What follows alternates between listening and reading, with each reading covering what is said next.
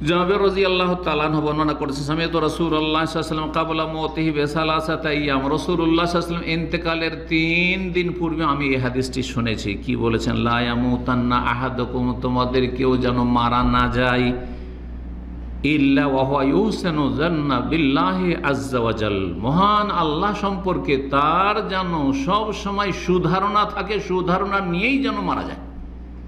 অর্থাৎ মরার আগে আরও বেশি আল্লাহর প্রতি সুধারণা বাড়িয়ে দেবেন। আল্লাহ, এতদিন তো কিছু আমল করেছিলাম যেটা আমার নাজাতের একটা ওসিলা, আর তোমার রহমত পাওয়ার ওসিলা, তোমার রহমত দিয়ে জান্নাত পাবো, কিন্তু এখন আর আমার আমল দ্বারা আমি কিছুই করতে পারবো না। আল্লাহ, আল্লাহ তুমি আমাকে মাফ করে দাও, এবং আল্লাহ মাফ করবেন আমাকে।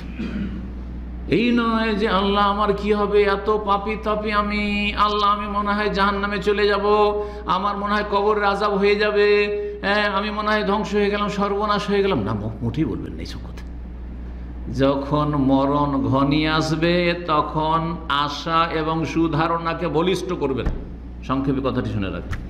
আর সুস্থ থাকা অবস্থায় যৌবনকালে আল্লাহর ভয় ভীতিকে বলিষ্ঠ করবেন। দুটোই ডানা সবসময় থাকতে হবে, ভয়ও থাকতে হবে আর আল্লাহর রহমতের আশা সুধারণা থাকতে হবে।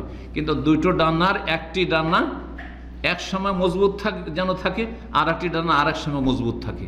কি বুঝলেন? দুটো ডানার নাম কি? আল খাউফ ওয়ার রাজা, আল্লাহর কাছে আশা রাখা মানে সুধারণা, আর আরেকটি হচ্ছে আল্লাহর ভয় ভীতি। যখন সুস্থ আছেন, দেখেন রক্তের যখন গরম থাকে যে কোনো অন্যায় হয়ে যেতে পারে, যে কোনো বাহাদুরি করতে গিয়ে অন্যায় জুলম অত্যাচার হয়ে যেতে পারে, তাই না? হ্যাঁ, পাপ হয়ে যেতে পারে। সেই সময় আল্লাহর ভয় ভীতি যদি অন্তরে বেশি আপনার বিস্তার লাভ করে তাহলে কোনো হবে না। আল্লাহর ভয় আছেন সবসময়, আল্লাহর আযাবকে সবসময় ভয় করছেন আপনি। এক্ষুনি যদি আমি জেনা ব্যভিচারের কাছে যাই তাহলে আল্লাহ রাব্বুল আলামিন ধরে নেবেন, কঠিন শাস্তি দেবেন আমাকে। জি। আর যখন অসুস্থ হয়ে গেছে, নিরুপায় হয়ে গেছেন, আর চলতে পারছেন না, আর বাঁচব না, মরে যাবো হয়তো, তখন দুটোই ডানা ঠিক থাকতে হবে। এক ডানা দিয়ে কোনো পাখি উড়তে পারে না, কিন্তু আপনার রহমতের আশাবাদী হওয়া আর সুধারণার ডানাকে বেশি মজবুত করতে হবে। আল্লাহ রাব্বুল আলামিন যেন তৌফিক দান করেন।